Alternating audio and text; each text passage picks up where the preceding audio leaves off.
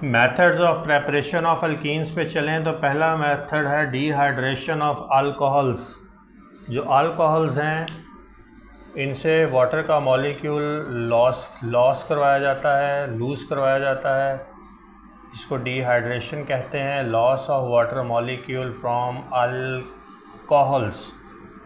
Alcohol से।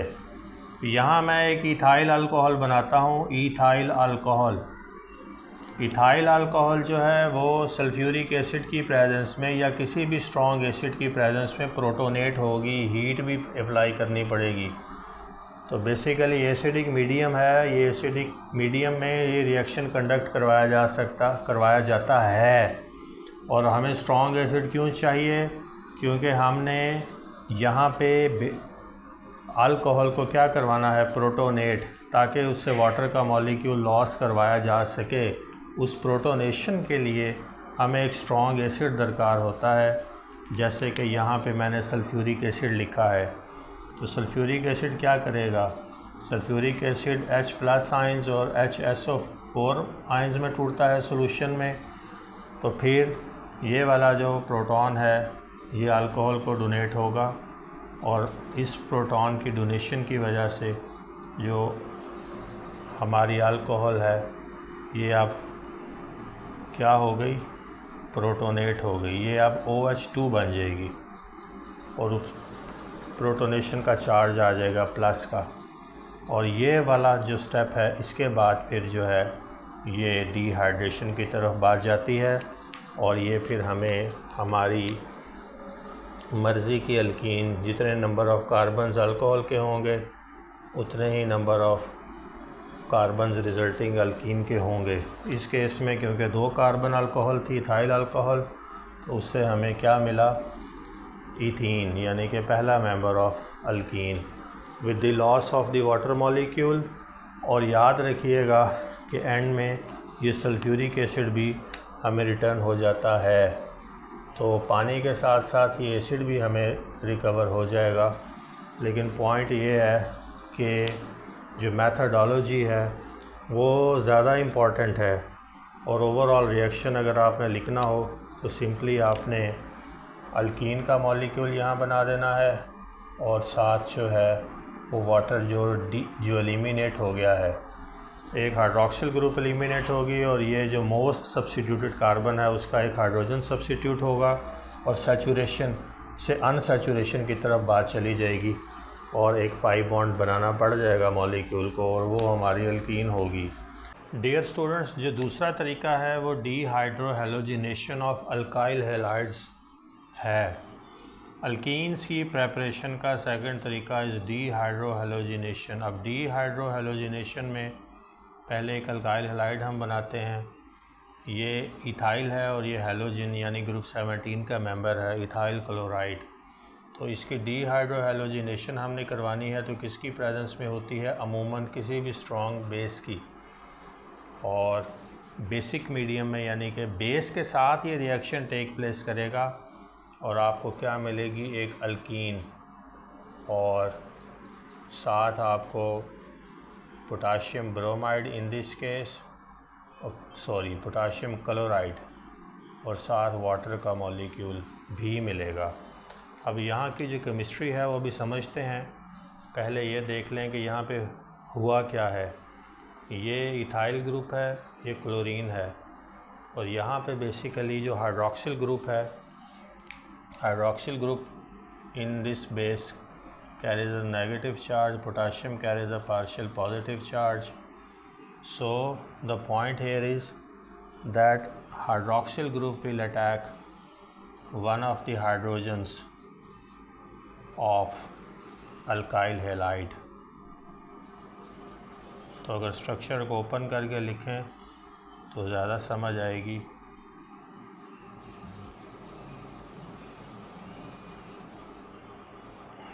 Chlorine,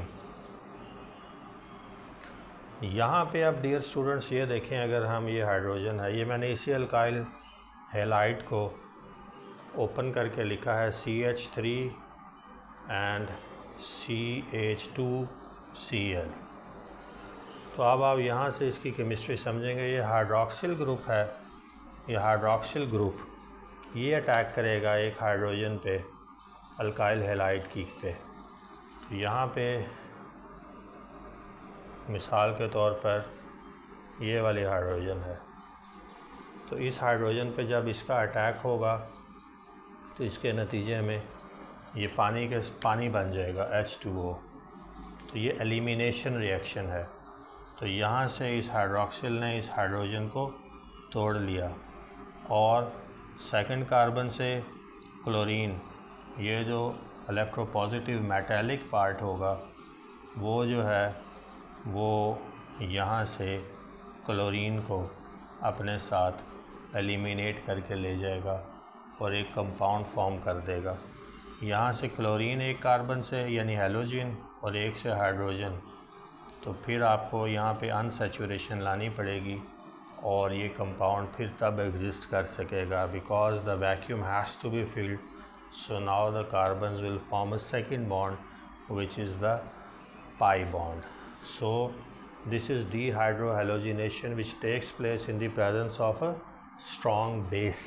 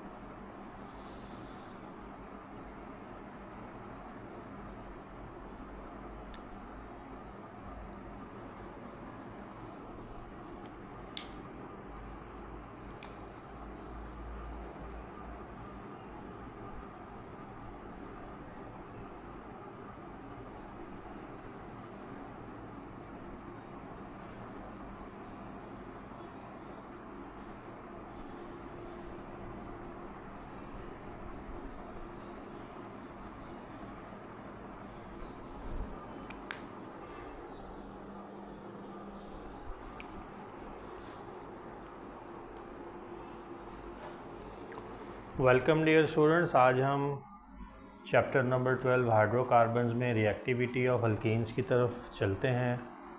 reactivity of alkenes की बात करते हैं। डियर स्टूडेंट्स, अब हम रिएक्टिविटी ऑफ अल्कीन्स की बात करेंगे। अल्कीन्स की रिएक्टिविटी का मोड अगर देखना हो जनरल तो वो एडिशन है, और एडिशन किस चीज़ की होगी? इलेक्ट्रोफाइल की। तो मोड ऑफ रिएक्शन आप याद रखिएगा, अल्कीन्स का एडिशन है और इलेक्ट्रोफिलिक एडिशन है। तो इलेक्ट्रोफाइल वो स्पीशी है जो इलेक्ट्रॉन को गेन करने की सलाहियत रखती है। तो इलेक्ट्रोफिलिक एडिशन, जो अल्कीन का डबल बॉन्ड होता है, पहला बॉन्ड जो है वो सिग्मा बॉन्ड है, दूसरा बॉन्ड जो है वो पाई बॉन्ड है। पाई बॉन्ड के इलेक्ट्रॉन्स जो हैं ये इजीली अवेलेबल हैं फॉर अटैक। तो अटैक कौन करेगा? इलेक्ट्रोफाइल। इलेक्ट्रोफाइल वो स्पीशी है जो इलेक्ट्रॉन लविंग है। अगर इलेक्ट्रॉन लविंग है तो इसके अपने के ऊपर कौन सा चार्ज होगा? Positive charge.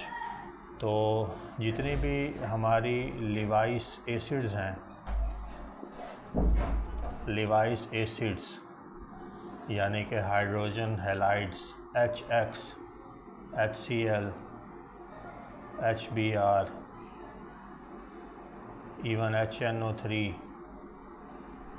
तो ये सारे के सारे जो हमारे एसिड्स हैं, लिवाइस एसिड्स जिनको कहते हैं, ये सबसे अच्छे इलेक्ट्रोफाइल्स हैं क्योंकि इनमें जो हाइड्रोजन है वो इलेक्ट्रोफाइल का काम देती है प्रोटॉन के तौर पर।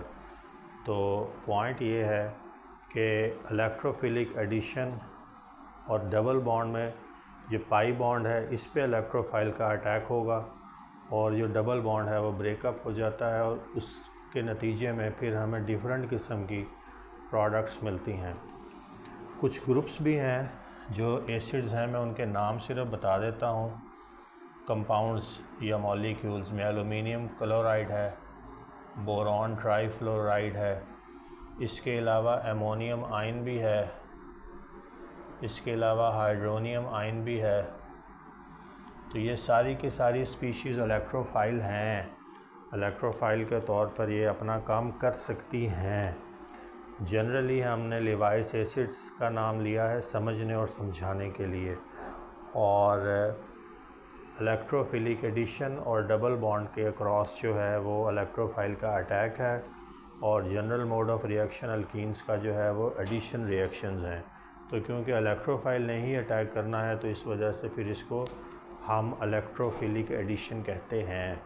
पहला टाइप ऑफ रिएक्शन जो हमने स्टडी करना है डियर स्टूडेंट्स वो हाइड्रोजिनेशन है। Hydrogenation by definition is addition of hydrogens across double bond of alkene. तो जनरल आप रिएक्शन जब ड्रॉ करेंगे तो किसी भी अल्कीन को, जैसे कि ये ईथीन है, ईथीन इसको हाइड्रोजन मॉलिक्यूल से निकल की प्रेजेंस में तकरीबन 250 डिग्री सी टेम्परेचर पर आप अल्केन में कन्वर्ट कर देंगे। So this is also a method of preparation of alkane, saturated hydrocarbons from unsaturated hydrocarbons. So this is ethene and this is ethane. तो जो हम ये ऑयल है और ये ऑयल में जब हम हाइड्रोजन ऐड कर देते हैं निकल की प्रेजेंस में तो यही रिएक्शन जो है घी बना देता है। तो जो घी है वो सैचुरेटेड हाइड्रोकार्बन है, इसीलिए घी जो है वो रिकमेंडेड नहीं है, इसलिए कि ये सैचुरेटेड है, नॉन रिएक्टिव है, बॉन्ड बहुत स्ट्रॉन्ग है, सिंगल बॉन्ड। तो फिर हमारे जिस्म को ये बॉन्ड्स तोड़ने में मुश्किलात पेश आती हैं और इसीलिए फिर जो है वो हार्ट प्रॉब्लम्स और दूसरे मुख्तलिफ़ किस्म के डिज़ीज़ लाहक हो सकते हैं। तो unsaturated hydrocarbon is oil if it's hydrogenated in the presence of a suitable catalyst like nickel, you convert into a saturated hydrocarbon, and that is a saturated hydrocarbon which is called banaspati ghee used in cooking food।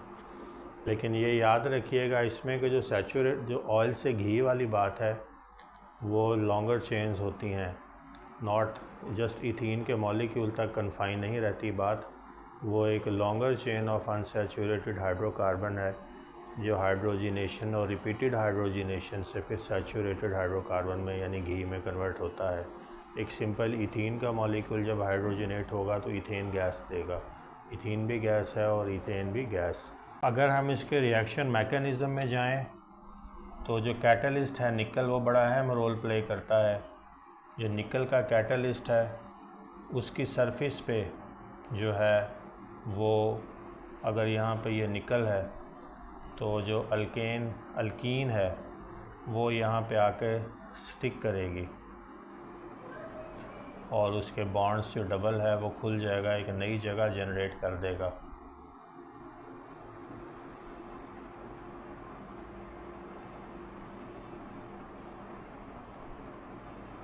ये एक नई opening आ गई यहाँ पे। ये वो जगह है जहाँ पे ये प्लेट के ऊपर निकल की यानी कि मेटालिक जो है उसके साथ जो है एक सबस्ट्रेट के तौर पर एक बाइंडिंग होगी टेम्परेरी, और जो डबल बॉन्ड है वो ब्रेकअप हो जाएगा और अब यहाँ पे ये रूम अवेलेबल है हाइड्रोजन के अटैक के लिए। तो फिर हाइड्रोजन जो है वो भी इसी सरफेस पे आएगा, ये मेटल की सरफेस ही ये सारे काम करवाएगी और यहाँ पे जो हाइड्रोजन्स हैं ऐड ऑन हो जाएंगी। तो इस तरह से आपको फिर जो है वो सैचुरेटेड हाइड्रोकार्बन, इस केस में इथीन से इथेन मिलेगी। दूसरा हैलोजिनेशन ऑफ एल्कीन्स है। हैलोजिनेशन में हैलोजन ऐड ऑन होगी अक्रॉस डबल बॉन्ड। तो ये एक अल्कीन का मॉलिक्यूल है, इथीन है, और डबल बॉन्ड ही वो पॉइंट है जो पॉइंट ऑफ रिएक्टिविटी है यानी पाई बॉन्ड। तो अगर हैलोजन लें मिसाल के तौर पर क्लोरीन, तो ये डबल बॉन्ड्स के अक्रॉस ऐड ऑन हो जाएगी और आपको एक अल्केन मिलेगी यानी कि सैचुरेटेड हाइड्रोकार्बन मिलेगा। In this case it is 1,2 dichloro ethane. इसी तरह से अगर आप कोई और लॉन्गर चेन वाला ले लें, बेशक अल्कीन, तो यहाँ पे भी जब आप इसमें हैलोजन ऐड करवाएंगे, ब्रोमीन फॉर इंस्टेंस, तो डबल बॉन्ड के क्रॉस ये एडिशन होगी और जो पाई इलेक्ट्रॉन सिस्टम है वो ब्रेकअप कर जाएगा और आपको ब्रोमो अल्केन्स मिलेंगी।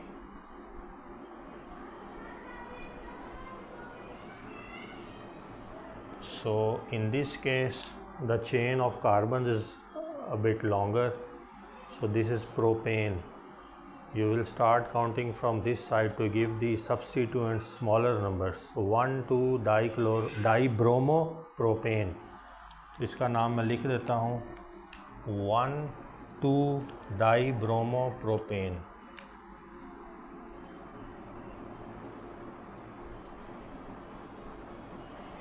Propane for 3 carbon atom saturated hydrocarbon and उसके नंबर 1 और 2 कार्बन पे 2 ब्रोमीन्स हैं। So this is halogenation of alkenes. Halogenation of alkenes में डियर स्टूडेंट्स ये याद रखिएगा कि जो मोड ऑफ रिएक्शन है वो इलेक्ट्रोफिलिक एडिशन ही है। इसमें जो हैलोजन है, मिसाल के तौर पर अगर ब्रोमीन से रिएक्शन हो रहा है तो ब्रोमीन दो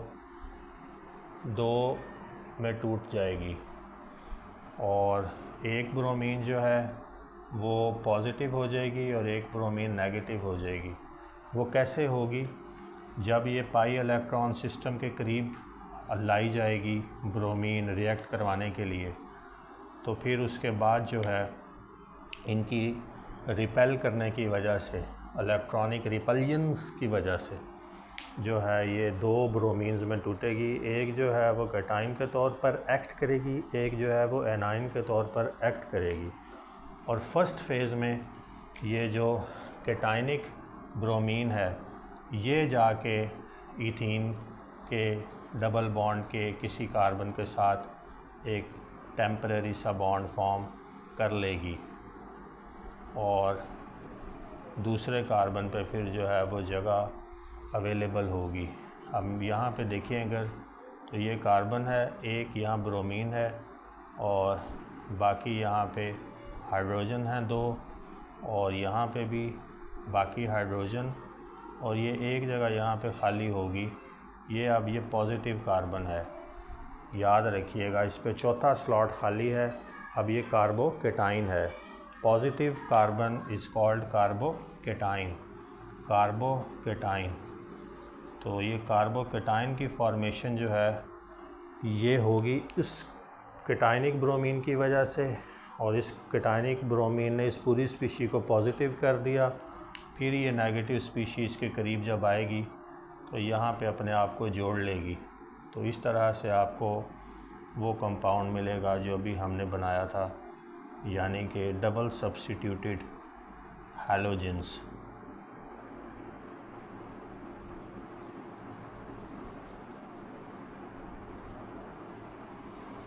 हाइड्रोहैलोजिनेशन ऑफ अल्कीन्स की तरफ चलते हैं। इसमें हाइड्रोजन और हैलाइड्स इन्वॉल्व होंगे। ये हाइड्रोजन हैलोजन है। इसके साथ जब आप अल्कीन को ऐड ऑन करेंगे, जैसे कि ईथीन को ही कर लें, तो इस सिंपल सी बात है कि एक कार्बन पे जो है वो हाइड्रोजन चली जाएगी और दूसरे पे हैलोजन, और यहाँ पे आपको अल्काइल हैलाइड्स मिलेंगे। Alkyl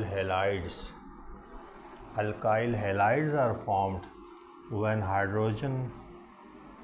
hydrohalogenation takes place।